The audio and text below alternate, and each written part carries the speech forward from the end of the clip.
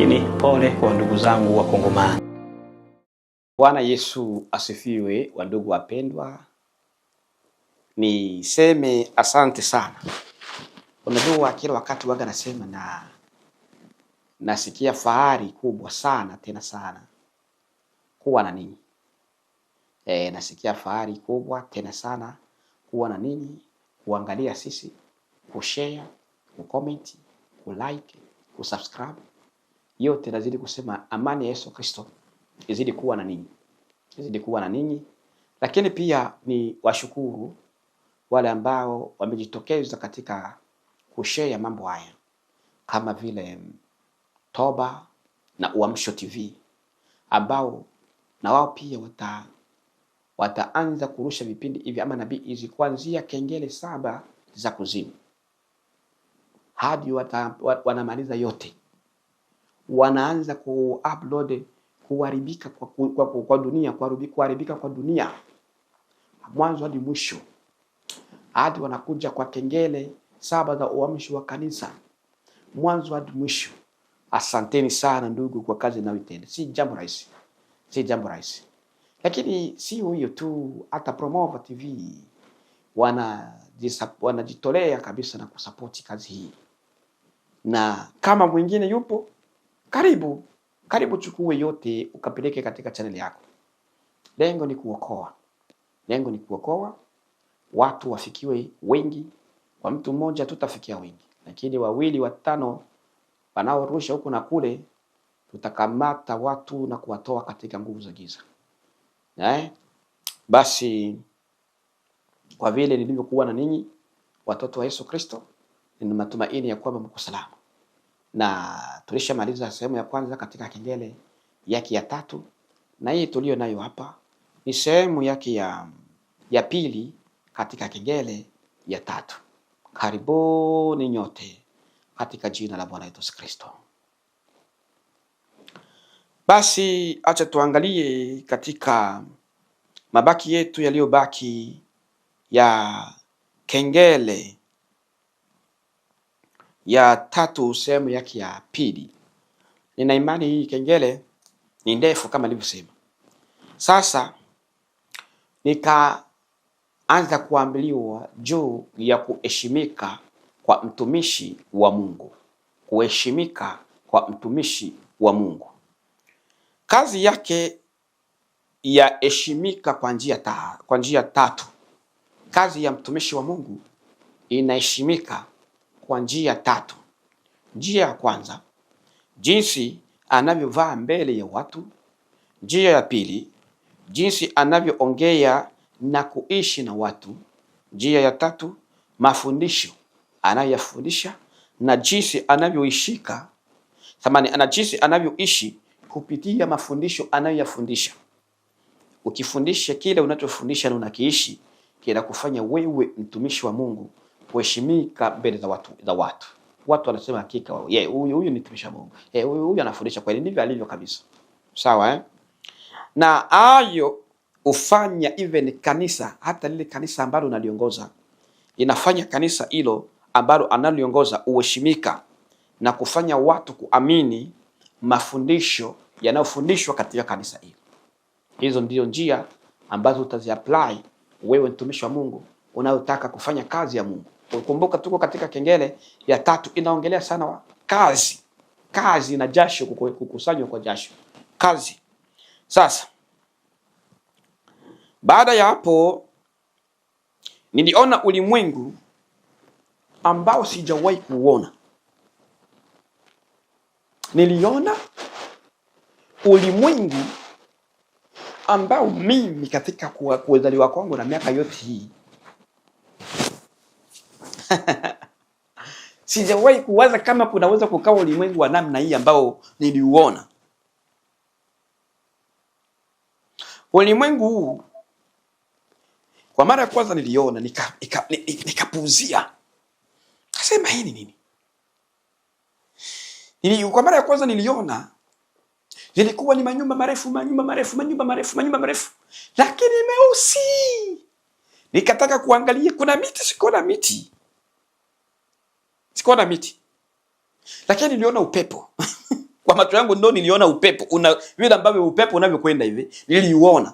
Lakini upepo huu ni mweusi. Nikawa najiuliza, hii ni nini?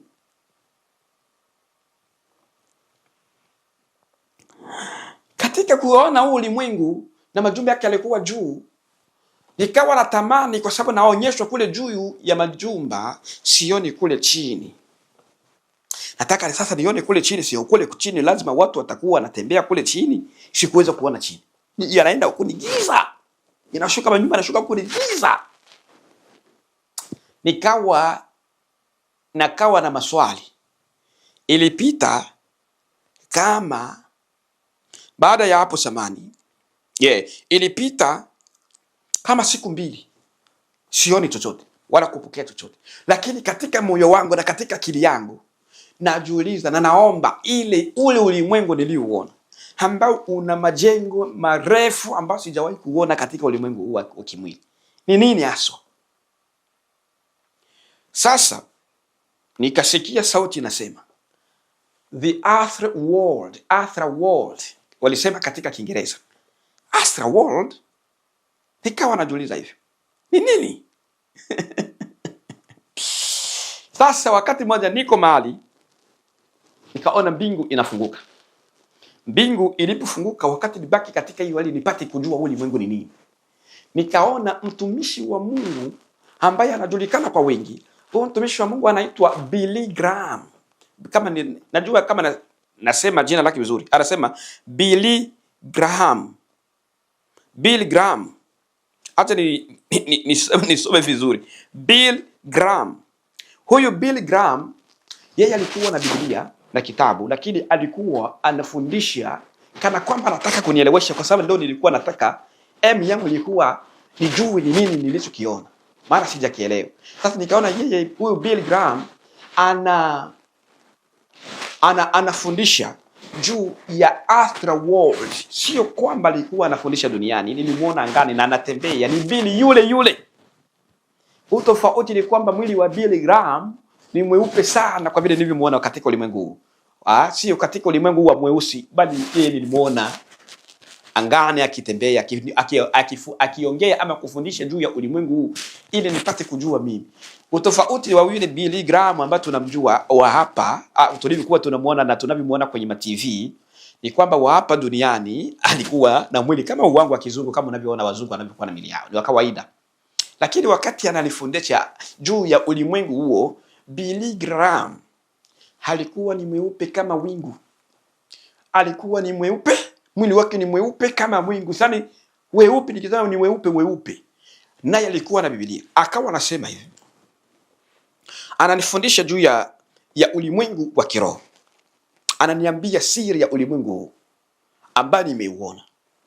Alikuwa anasema hivi katika lugha yake ya Kiingereza. Alikuwa anasema hivi na maneno nitayasoma. Nitayasoma.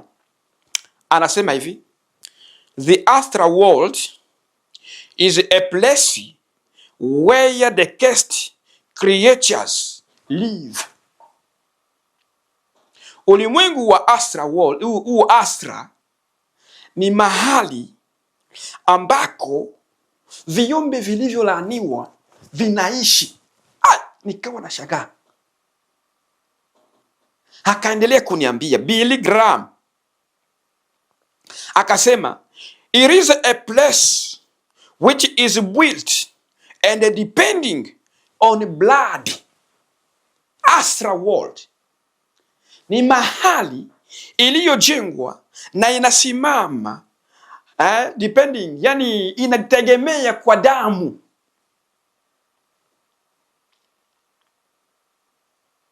Akaniambia it is a place where there is no peace. Ni mahali ambako hakuna amani. It is a place where there is no love. Hakuna upendo. It is a place where every creature lives with regret. Ni mahali ambako kila kiumbe cha hapo katika astral world wanapoishi, wanaishi na regret. Ni nini katika Kiswahili? Kujuta. Wanajuta. Ndio maisha ya hapo katika ulimwengu huu wa astral world. Niliuona upo Sio habari. Ulimwengu upo ambako mashetani wanaishi. Na kuambia ukweli. Na kwa siri yako, Mungu akisaidia, nitakuja kufunua mengi zaidi juu ya ulimwengu huu wa astral world nikipata kibali. Akaniambia hivi huyo Billy Graham, yule mwinjilisti, yule alikuwa mwinjilisti wa kule Amerika, alishafariki. Aliniambia hivi, the astral world is a place of a darkness. Astra, ulimwengu wa astra ni ulimwengu wa giza. And it brings its darkness to the physical world to destroy it. Na ulimwengu huu wa giza ambao ni astral world unaleta hiyo giza yake katika ulimwengu huu wa dunia huu tunaoishi, ulimwengu wa kimwili, ili kuja kuharibu ulimwengu huu ambao Mungu ametupatia. Akaniambia hivi, the creatures over there know that they have limited time. Viumbe vinavyoishi katika ulimwengu wa giza huu astral world wana uelewa nzuri ya kwamba wao wako na muda mfupi, muda wao uko na kikomo. Akasema hivi, and baada ya hapo mimi nikamuuliza Billy Graham, nilimwambia hivi, and I asked him, what is the difference between hell and the astral world? Hell and the astral world. Hell ni kuzimu, astral world ni ulimwengu wa giza. Sawa eh? Akanijibu, he answered me that hell is a place of anger. Hell, kuzimu, ni mahali pa hasira, where every man will regret. Ambako mahali yapo pa hasira, kila mtu ulimwenguni hapa duniani atafanya nini? Atajutia maisha aliyoyaishi hapa duniani. Ndo ananiambia a place of sorrow. Hiyo ndo hell. Hell is a place of sorrow. Ananiambia sorrow, yani eneo ya maumivu. A place of crying, eneo ya vilio, ya watu kulia. Akaniambia, but the astral world is a place of the creatures that were cast out from the light. That is why you see the world is full of darkness. Akaniambia hell ni mahali ambako mwanadamu atalia kwa hasira ya Mungu, kwa hukumu ya Mungu. Ni eneo ya mateso ya wale wasiomcha Mungu. Lakini hiyo astral world, ulimwengu wa astra wa giza, ni mahali ambako viumbe vichafu viliolaaniwa vinaishi na vilitolewa mbinguni kutoka from a light, yani viliondolewa kutoka mwangaza ambao ni ufalme wa Mungu na kuishi katika ulimwengu huu. Na kwa sababu ya hiyo ndio maana niliona huu ulimwengu wote unajaa giza, na hiyo giza yake ndo anaileta hapa duniani kuharibu wa ulimwengu. Shetani ni mjanja, usikubali. Haya ni mambo ya haut degré, yani mambo ya juu ambayo Mungu ameona tupate kujua, tupate kuelewa, tupate kujua, tupate kukumbuka na kujua ya kwamba kuna daki inatoka katika, kuna ugiza inatoka katika astral world kuja kuharibu ulimwengu huu. Na hiyo giza na matendo yake ndo haya ambayo sasa nikaanza kuonyeshwa matendo ya astral world katika ulimwengu huu, ambayo katika ulimwengu huu niliambiliwa ni sumu ya shetani. Sumu ya shetani.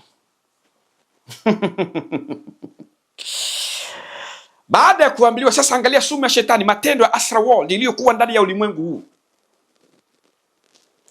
ndipo nikaona katika ulimwengu huu ambao tunaishi, viumbe kama watu vinatembea kwa kasi sana katika ulimwengu huo ndipo nikaona katika ulimwengu huo viumbe kama watu vinatembea kwa kasi sana, navyo vimevaa mavazi meusi. Nikaanza kuona viumbe katika ulimwengu huu wa astral world. Nikaanza kuona viumbe katika ulimwengu wa astral world, na viumbe hivyo vilikuwa vinatembea kwa kasi na vinavaa mavazi meusi. Yaani huko ni weusi. Yaani kuliko kuishi katika ulimwengu wa astral world, jamani, afadhali uishi katika ulimwengu huu wa duniani. Kule ni giza nene. Na nitafunua siri ya watu waliomo hapa duniani. Nitaambia yote mpate kujua na kuwa makini na kila mtu. Hatutaenda kwa sasa. Tumalize kwanza kengele 7. Mungu akitupatia kibali, nitapasua yote bwana. Nitasema na majina ya wengine hapa. Msitusumbue. Sasa akaanza kusema hivi. Kisha baada ya hapo nikaona nyoka. Huyu nyoka sio eti nimeona katika astral world. Ametoka katika astral world, lakini yuko angani katika ulimwengu huu wa kimwili. Huyu nyoka alikuwa nyoka mkubwa. Samani alikuwa katika huo astral world. Tungali tunaongelea astral world. Alikuwa katika huo mkutano ambapo nilianza kuona viumbe vya mavazi meusi wanatembea. Nikaona nyoka mweusi mkubwa akitoa sumu na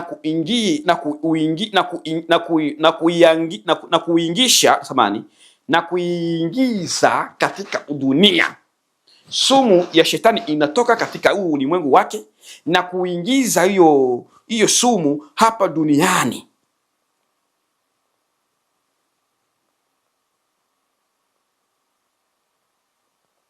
Na kuingiza sumu hiyo hapa duniani. Wakati naona sasa hiyo sumu inatoka huko katika ulimwengu wa mashetani na kuingia katika hapa duniani kwa watu sasa kama sisi sasa. Ndio nikawa naona matukio haya, maisha ambayo watu wanaishi. Watu hawaishi maisha yao, watu wanaishi maisha yaliyopangiliwa na kuzimu. Usidharau mtu kwa sababu naona mtu ni mlevi afu unancheka. Hapana, muombe mtu mlevi, muombe malaya pia, usincheke. Muombe hata mtu ambaye ameshindwa na shule, usincheke. Ni vitu vya ajabu vinatendeka katika ulimwengu huu wa giza.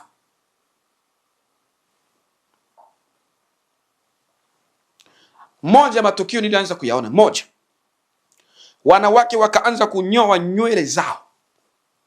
Sumu inatoka wapi? Katika astral world. Inakuja physical world kuanza kudestroy mpango wa Mungu kwa wana wa Mungu. Kuharibu chochote ambacho Mungu alikisema mwanadamu asifanye, wao wanafanya, wanamwambia mwanadamu akifanye. Sumu inapofika kwa mwanamke yote anayopigwa na hiyo sumu, ya huyo nyoka, ujue sumu inatoka kwenye kinywa cha nyoka. Na mwanamke anayopigwa na hiyo sumu automatically anabadilika. Anachukua mtazamo wa shetani katika ulimwengu wa kiroho. Unaona mtu yuko kama vile amepagawa na kitu fulani, yani kama vile yuko kwenye electric. Unaona mtu amegusa umeme alafu anatetemeka hivi. Unamwona kabisa anageuka, anachukua mtazamo wote wa shetani, anabadilika. Katika ile kubadilika kwake, matokeo katika ulimwengu wa roho, sisi tunaanza kumuona huyu mtu anaanza kutoka kwa mambo ya kweli kuingia mambo mengine. Ndio hapa sasa mabadiliko ya watu yakaanza kuonekana. Gisi mtu anaanza kutaka kuishi.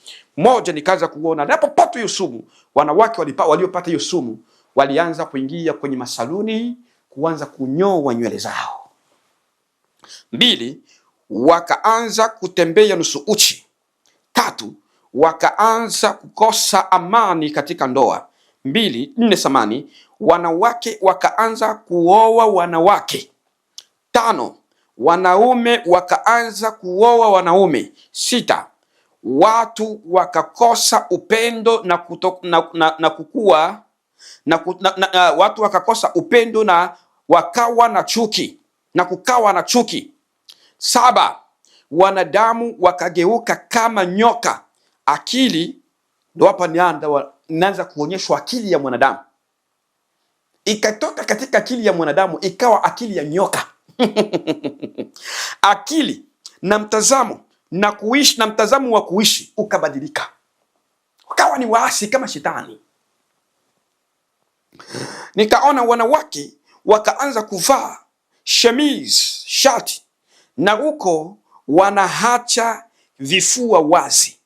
Wanawake wakaanza kuvaa suruali, wanaume kuvaa suruali za kukatika katika na kukachanika, yani kuchanika chanika, kukatika katika na kuchanika chanika.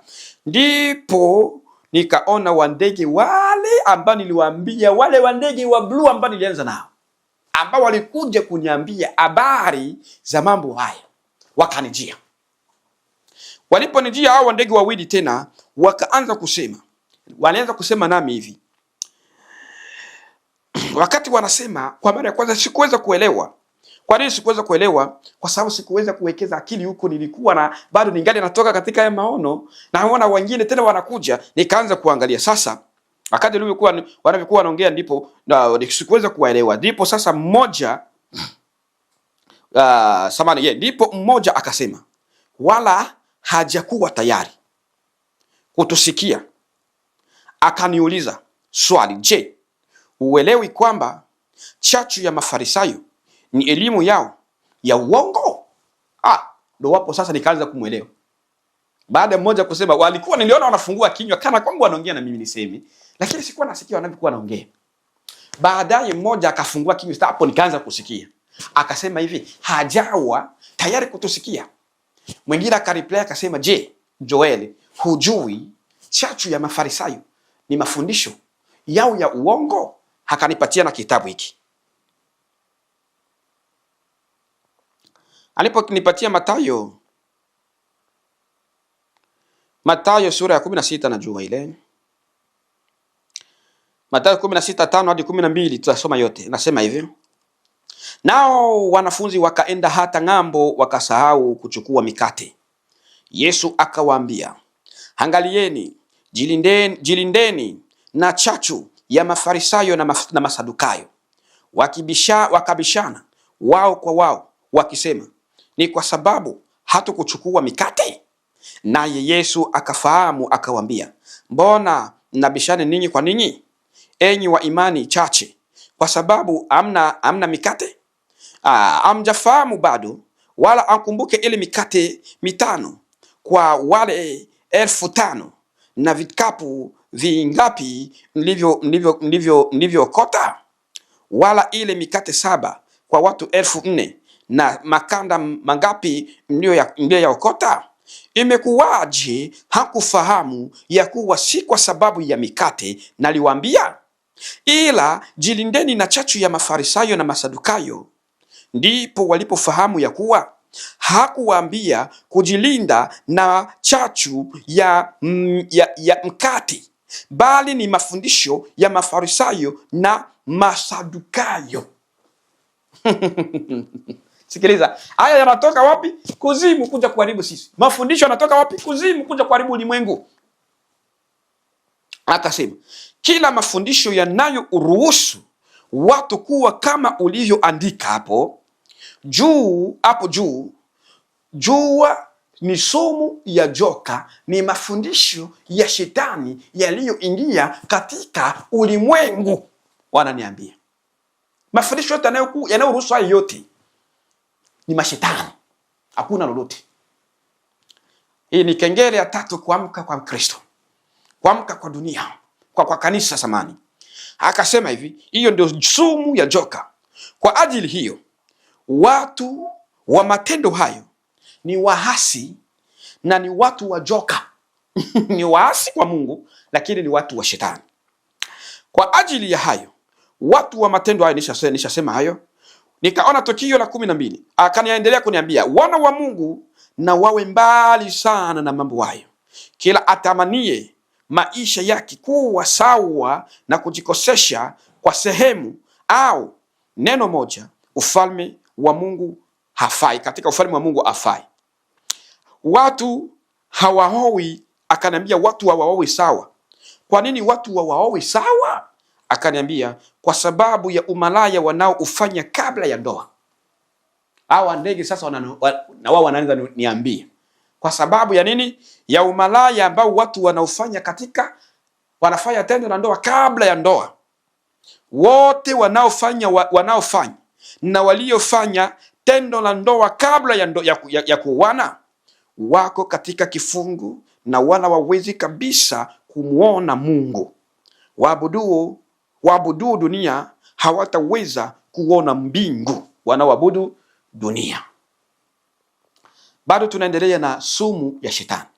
Nikaambiwa sumu ya shetani ni mafundisho ya uongo ambayo ameyaleta duniani na anafundisha ili apate wafuasi wengi na wote wapotee.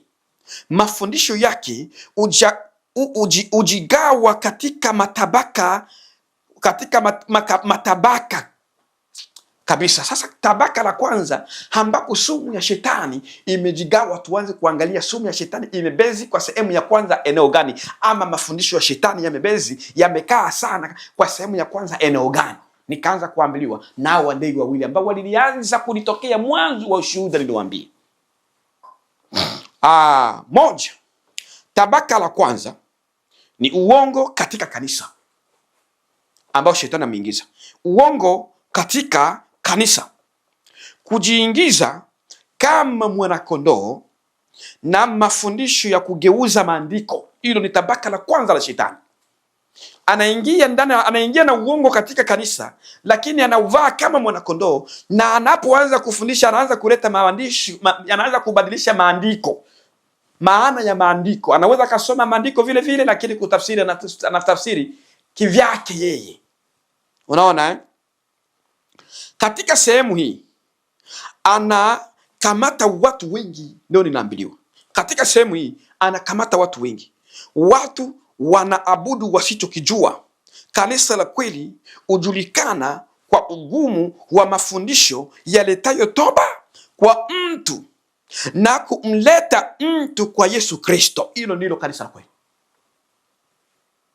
Tafuta hilo linalokufanya wewe ukihubiriwa unaona ananisema leo.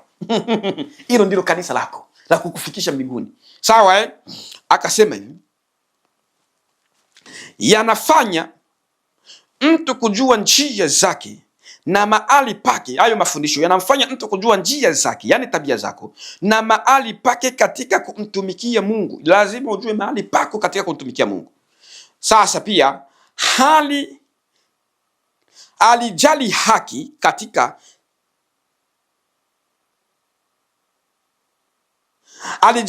alijali haki ya ulimwengu, bali kanisa hilo linafuata neno na kuacha neno.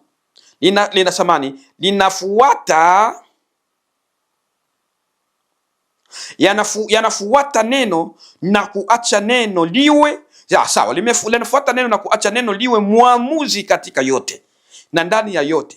Kanisa lenye kutenga watu na kuwaweka kuwa milki ya Bwana Yesu. Milki ya Bwana Yesu. Hilo ndilo kanisa la kweli, sio ile ambalo linasapoti wewe kufanya vitu visivyofaa. Mchungaji huyo anakupeleka pabaya. Nimeona nisome hapa ili upate kuelewa vizuri, na nitasoma hadi nimalize tabaka zote ambazo nilizipewa ili upate kuelewa, na tunapokubaliza hizo tabaka zote ni imani, itakuwa ni sehemu yetu ya acha tumalizie yote. Acha tumalizie kengele yote katika sehemu hii yake ya pili. Kengele ya tatu imalizikia hapo kwa sababu ni ndogo ambayo imebaki michache niseme. Sasa akaniambia huyo malaika, akasema Paulo, akasema vita nimevipiga.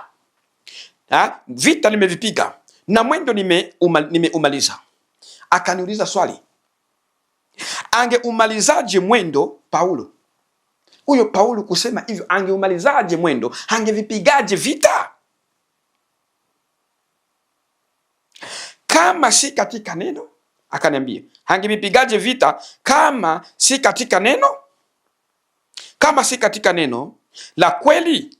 Sasa kanisa la shetani linaleta uhuru na haki sawa kwa watu, lakini linaleta uhuru na haki sawa kwa watu, linakuja kuwafurahisha watu na kuwaacha wawe watoto kiroho. Kila mara hakuna mabadiliko. Yeye ni muongo na baba wa uongo, ni nyoka wa zamani ajuwaye kudanganya, na anapopotosha ufanya mtu ajiaminie kuwa yuko salama. Tabaka la kwanza ni uongo wa shetani ulioingia katika kanisa. Sehemu ya kwanza ya mafundisho ya shetani. Mafundisho ya mashetani hayaishia tu kanisani. Sehemu ya pili ama tabaka la pili ama ngazi ya pili, anasema ni mafundisho ya uongo yenye nguvu ya kuua maadili. Mafundisho ya uongo yenye nguvu ya kuua maadili kwa wazazi. Haya mafundisho yanaanza kuua maadili kwa wazazi, naye uwapa usingizi, yani uwapa wazazi usingizi wa kufuatilia watoto wao. Anawaacha wazazi wasiwezi kufuatilia watoto wao. Unaona, uongeza maarifa ya uongo kwa watoto. Anaongeza maarifa lakini ni ya uongo kwa watoto. Anawapa watu ulevi, na katika ulevi una sehemu zake. Sehemu ya kwanza katika ulevi wa shetani, ulevi wa kutoweza kutambua siku zao duniani, yani unajisahau, unalewa na maisha. Huu ni ulevi. Ulevi wa pili, ulevi wa pili uwazubaisha kwa mambo ya kupita na kufunga akili za watu wasipate kuona kifo na hukumu ya Mungu wao. Ulevi wa pili. Ulevi wa tatu wa shetani katika tabaka la pili, anasema hivi: uondoa akili ya kuzeeka kwa watu ili wabaki na kuendelea kufanya mambo kama watoto hata kama wamekuwa ni watu wazima. Lakini pia uondoa woga kwa wasichana na kuwapa ujasiri wa kuolewa na kufanya mapenzi na watu wazima kama baba zao kama baba zao. Watu wafanyayo hayo wajue wako chini ya sumu ya shetani na wala hawawezi kuona mbingu. Wako chini ya shetani, nguvu ya sumu ya shetani, na wala mbingu si ya kwao. Sawa, Akasema imeandikwa kwamba mbingu ni nchi ya haki, wala kinyonge akitaingia. Na wafanyapo mambo hayo wao ni wanyonge, tena ni wenye mashaka na uchi na maskini, ambao mlango wa mbinguni umefungwa kwa watu kama hao. Hilo ni tabaka la kwanza. Unaona jinsi shetani anavyocheza mpira katika ulimwengu. Tabaka la tatu, na hilo ndilo tabaka la mwisho. Tabaka la tatu ni tabaka la tatu. Shetani ana mambo mengine machache anafanya hivi: uleta watu kwenye utimilifu wa uovu. Shetani anapeleka watu katika utimilifu wa uovu. Utimilifu wa uovu ni nini? Utimilifu wa uovu ni yale ya mwanadamu kujichukia yeye mwenyewe kwanza. Wewe mwenyewe unajichukia kwanza, ndio kazi ya shetani. Anakupeleka katika utimilifu ambayo ni yale ya mwanadamu kujichukia na kupenda kufa. Unajichukia alafu unapenda kufa. Unaona? Kwa hiyo mwanadamu uishi bila swali la hofu ndani yake. Unaona? Mwanadamu ufurahia dhambi kushinda kweli. Ndio hapo unajichukia wewe ukapenda kufa. Wafurahia dhambi kushinda kweli. Wakaniambia uwafunga macho ya kiroho ili wasipate kuingia katika kanisa la kweli. Ndio kazi ya shetani. Lakini kwa hiyo hofu imeondoka duniani. Mwanadamu ni mtu wa kwenda zake kuingia katika hukumu, huku hali wala kuomboleza. Waliomzungushia kamba ndo walionyonga. Sumu ya shetani ni tabia chafu ambazo anaweka kwa watu: ubaguzi, uchawi na mambo kama hayo ama kadhalika, na kuendelea kwa machafu. Hiyo ni tabaka za shetani. Ndivyo shetani anavyofanya kazi katika ulimwengu. Unajichukia ndugu, wakati unakataa kuambiwa ukweli. wajichukie na unajinyonga. Usidhani wewe unaokoka. Akaniambia, sasa utaona alama ya kumilikiwa na shetani. Alama ya kumilikiwa na shetani. Watu utambulika sirini. Watu utambulikana sirini. Wale wote watendao dhambi ya siri na kuficha huko, wakizania hawakuweza kuonwa, wanatambulika mbele yake, yani mbele ya Yesu Kristo. Unafanya dhambi lakini unaificha. Siri. Toa siri. La pili, watu utambulika hadharani. Wale wote watendao dhambi hadharani hujulikana kwake. Wale wote watendao mambo ya shetani hujulikana kwa njia hizo mbili. Ukitenda ya dhambi za sirini utajulikana. Ukitenda dhambi hadharani utajulikana ya kwamba wewe ni wa shetani, ya kwamba wewe wamilikiwa na shetani. Wakati wowote wapenda mtu wa mbali. Unapokuwa wapenda mtu wa mbali sana alafu wa karibu una mgogoro naye, una vita na wa karibu, lakini wa mbali sana unampenda, ujue unamilikiwa na shetani. Huo si wa Mungu. Upendo huo ni unafiki. Wamilikiwa na shetani watambulika mbele zake kwamba wewe ni wake, yaani wewe ni wa shetani. Wimbo na kundi la watu wakiimba. Bwana Yesu asifiwe. Tunakwenda kumalizia. Niliona wimbo kwanza, niliona watu huko mbinguni wanaimba sasa wimbo, na kundi ilikuwa ni kama kundi la maombi Bwana. Kundi nzima watu wamevaa mavazi mavazi meupe kama kanzu vile, kanzu nyeupe Bwana. Alafu wako na mangoma wanaimba, wakawa wanaimba wimbo huu. Waambie wateule, waambie wateule wavumilie, siku Bwana atakuja hata walipa. Watu wa maombi wanajua wimbo, akisikia hivi. Labda mimi nikawa nisijaimba vizuri, lakini na imani watu wengi wanajua wimbo. Waambie wateule wavumilie, siku Bwana atakuja hata walipa. Waambie wateule wavumilie, siku Bwana atarudie, siku Bwana atakuja hata walipa. Wakaendelea kuimba wimbo huu, ndipo nikaambiliwa kwamba huu wimbo ni wa mbinguni, nao watu wanaoimba ni wa mbinguni watakatifu. Akasema tena, mbinguni kuna nyimbo nyingi na aina nyingi za nyimbo ambazo zinaimbwa mbinguni. Sawa ambao na aina nyingi za uimbaji ziko mbinguni. Nikaulizwa swali, kama wateule ni wanani? Wateule ni wanani? Ndio sasa nikaona watu wenye kanzu nyeupe wakipanda ewani au juu. Nikaambiliwa hivyo ndo itakavyokuwa siku ya unyakuo. Ni wateule peke yake watakaoweza kupanda mbinguni, watu waliokataa kuwa milki ya shetani bali milki ya Mungu, waliotembea naye siku zao na wala hawakufuatisha mambo ya dunia hata siku moja, bali walitembea na sheria ya Mungu. Kwa hiyo Bwana atawakaribisha nyumbani kwao.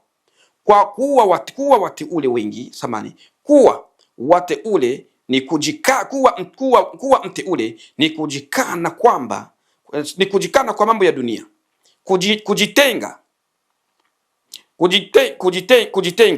Sasa wengi wanapata sauti ya Mungu kwa njia tofauti. Wanapata sauti ya Mungu kwa njia tofauti, lakini hawataki kugeuka. Nao walio wa Mungu usimama kwa haki. Hiyo ndiyo sehemu yake ya pili ya kengele yake ya tatu.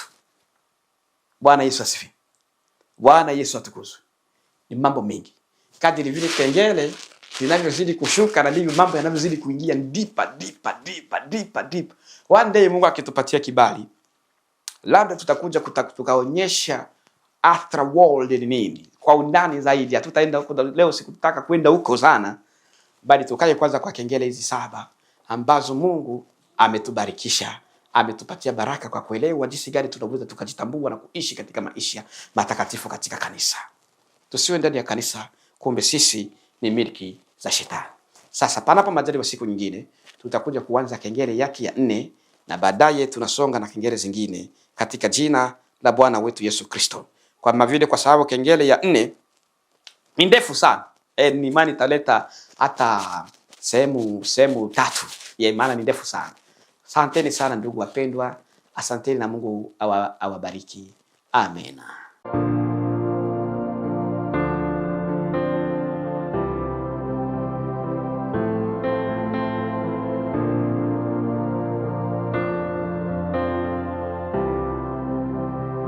Lakini pole kwa ndugu zangu wa Kongomani.